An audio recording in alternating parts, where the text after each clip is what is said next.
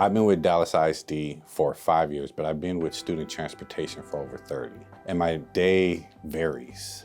I have, depending on the day, so many different things to have to service, from late buses to maybe a shortage of drivers, or even buses equipment shortage, meaning some of the buses are down and we just don't have enough buses to run routes.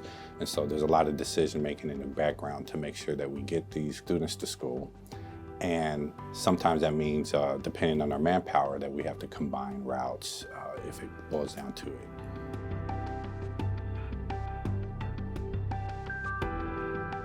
My mother, rest her soul, used to be what's called a functioning special needs. A lot of people didn't, looking at her as an adult, didn't realize, that she was. Needless to say, and that's no excuse, but she's often made decisions where we ended up homeless.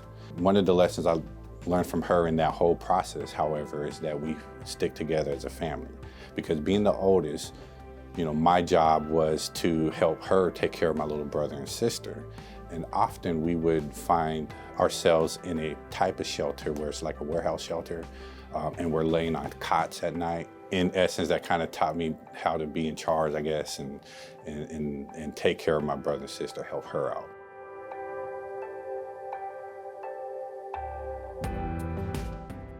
I was homeless on several occasions in my elementary years, in my junior high years, and in my high school year. Not all simultaneously, right? But, periodically. And what I recall as far as my junior high school and high school years, especially learning about myself and who I am, I knew what school I wanted to go to and why. I went to Lincoln High School in San Diego, and the majority of my family graduated from that high school. I loved their music program there. So often I would get up early, go to school early enough so I can make breakfast. Most of the time that I ate was at school, morning breakfast and lunch. And then sometimes that maybe even the only meal I used to have. So it was important to me to be there, at a certain time. So I was always eager to get to school so I can eat. I didn't want nobody to know, how I was living. So there was some staff member there who was aware somehow, either reaching out to my parent or something. Because, I remember some interactions, and all of a sudden, now there's an improvement in my life. I got clothes, or, towards the 10th grade, we went from living with somebody to having our own apartment.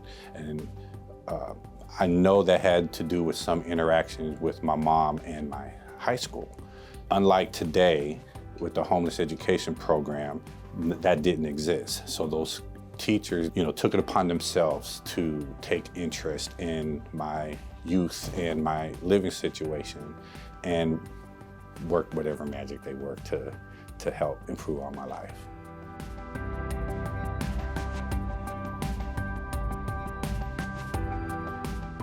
Here at Transportation, we make sure that we provide transportation to the homeless, which is the McKinney-Vento program.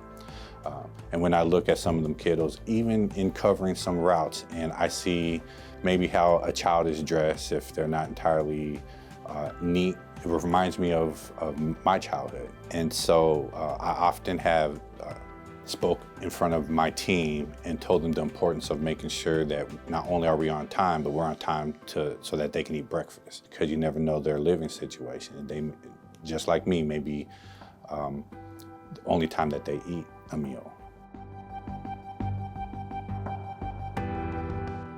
When you're in that situation, when you're living kind of that lifestyle, there's a lot about your personal life that you don't want exposed.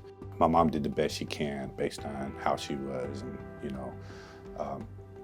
however, it was those people who took that type of interest, went out the way, and made those type of efforts to help improve on my life. And I didn't ask for it, but they wanted to do it, and it was certainly helpful to me, and it, made a depressing life much better.